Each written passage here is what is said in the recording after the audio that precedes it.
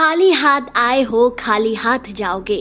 आम जीवन में किसी प्रवचन में मृत्यु को लेकर ये बातें हम हमेशा सुनते आए हैं। यही सच है कि मृत्यु के बाद मनुष्य के साथ कुछ नहीं जाता, न धन दौलत, न पति, न पत्नी, दोस्त यार, न सगे संबंधी। ये सभी संबंध तब तक है जब तक आपका शरीर है, और एक बार शरीर के अग्नि में भस्म होते ही सभी चीजें पीछे हो जाती हैं। आपने आए दिन टेलीविजन पर कई बड़ी बड़ी हस्तियों और कई बड़े नेताओं को उनकी अंतिम यात्रा में देखा होगा। जीवन भर कितना नाम, कितनी शोहरत होती है इनके पास, लेकिन अंतिम समय में क्या बचता है? कुछ भी नहीं। लेकिन कुछ चीजें हैं जो आम आदमी हो या कोई सेलिब्रिटी, सबके साथ जाती है। वेद, पुराण, धर्म ग्रंथ कहते हैं कि शरीर के खत्म होने के बाद भी कुछ चीजें ऐसी हैं जो साथ जाती है। उनमें सबसे पहले है कर्म। जी हाँ, कहा जाता है जीवित रहते एक कर्म ही है जो हमारे इस संसार को त्यागने के बाद साथ जाते हैं। गीता में कहा गया है कि मनुष्य हर समय कोई ना कोई कर्म करता ही रहता है, और यही संचित कर्म इकट्ठा होकर आत्मा की आगे की यात्रा का फैसला करता है। भगवान श्री कृष्ण भी कहते हैं कि कर्मों की गति 7 जन्मों तक इंसान का पीछा नहीं छोड़ती।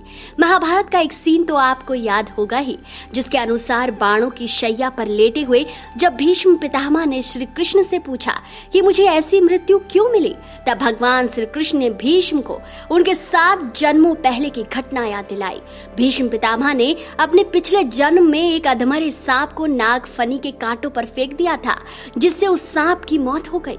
तो आप चाहे किसी भी फील्ड में हो, कर्म का फल तो मिलकर रहेगा। दूसरी चीज है कर्ज। गरुड़ पुराण में कहा गया है कि अगर कोई व्यक्ति कर्ज लेकर मर जाता है तो उसे इस कर्ज का हिसाब देना ही पड़ता है। चाहे कर्ज छोटा हो या बड़ा, उसे इस धन को वापस करने के लिए धरती पर बार बार जन्म लेकर किसी न किसी रूप में चुकाना ही पड़ता है।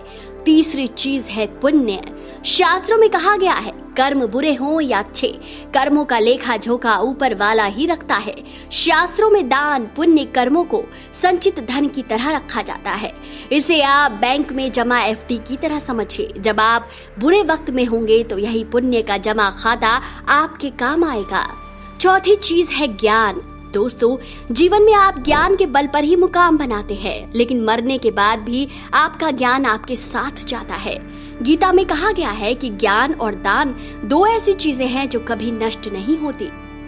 पांचवी चीज है मोह। धार्मिक ग्रंथों में कहा गया है कि किसी चीज की चाह अगर अधूरी रह जाती है तो वो अधूरी इच्छा भी आपके साथ जाती है। विष्णु पुराण में इसे लेकर कहानी आती है कि कैसे राजा भरत को अपने जीवन काल में एक हिरण से बड़ा प्रेम था, और अंतिम समय में उसी के बारे में सोचते सोचते उनके प्राण चले गए और अगले जन्म में वो हिरण बने।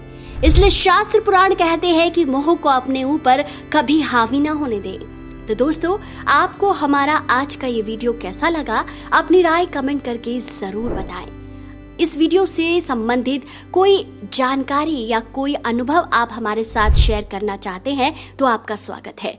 वीडियो अगर पसंद आया है तो इस ज्ञान को अपने तक सीमित ना रखें।